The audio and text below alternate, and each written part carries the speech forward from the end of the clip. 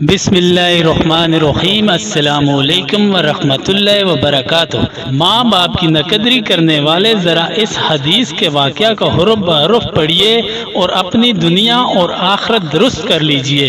ایک شخص رسول اللہ صلی اللہ علیہ وآلہ وسلم کی خدمت میں حاضر ہوا اور اس نے اپنے باپ کی شکایت کی کہ یا رسول اللہ صلی اللہ علیہ وآلہ وسلم، میرا باپ مجھ سے پوچھتا نہیں اور میرا مال خرچ کر دیتا ہے۔ آپ صلی اللہ علیہ وآلہ وسلم نے ان کے والد محترم کو بلوایا۔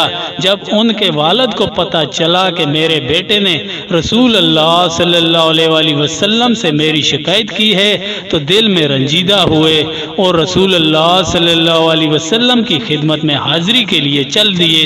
چوئنکا عرب کی گھٹی میں شاعری تھی تو رستے میں کچھ اشعار ذہن میں کہتے ہوئے پہنچے۔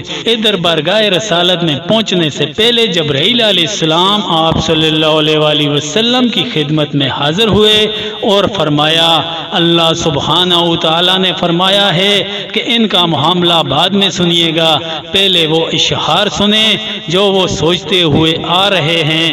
جب وہ حاضر ہوئے تو آپ صلی اللہ علیہ وآلہ وسلم نے فرمایا کہ آپ کا مسئلہ بعد میں سنا جائے گا، پہلے وہ اشعار سنائیے جو آپ سوچتے ہوئے آئے ہیں۔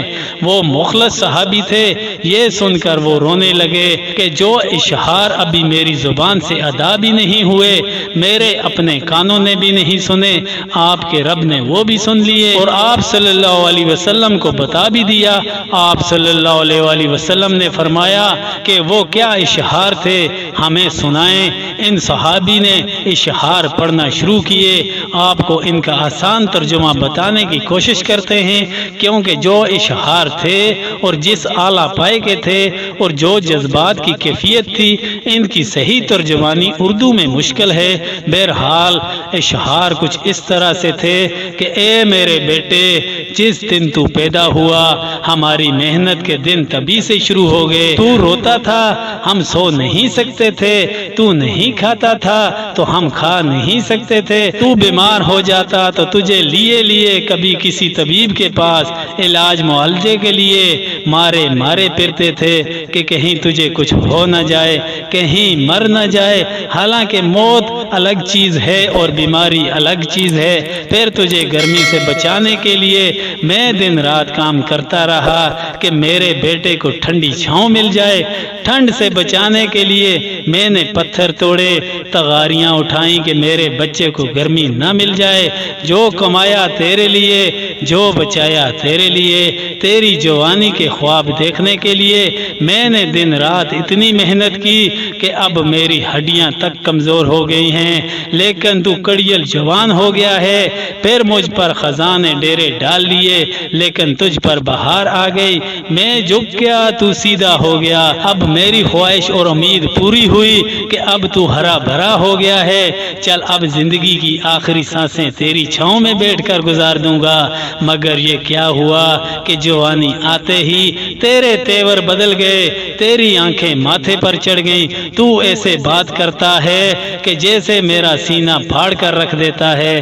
تو ایسے بات کرتا ہے کہ کوئی غلام سے بھی ایسے نہیں کرتا۔ پھر میں نے اپنی ساری زندگی کی محنت کو جٹلا دیا کہ میں تیرا باپ نہیں، نوکر ہوں۔ نوکر کو بھی کوئی ایک وقت کی روٹی دے دیتا ہے، تو نوکر سمجھ کر ہی مجھے روٹی دے دیا کر۔ یہ اشعار سناتے سناتے ان کی نظر اللہ کے رسول صلی اللہ علیہ وآلہ وسلم کے چہرہ مبارک پر پڑی تو دیکھا کہ آپ صلی اللہ علیہ وسلم اتنا روئے کہ آپ صلی اللہ علیہ وسلم کی داڑھی مبارک تر ہو گئی۔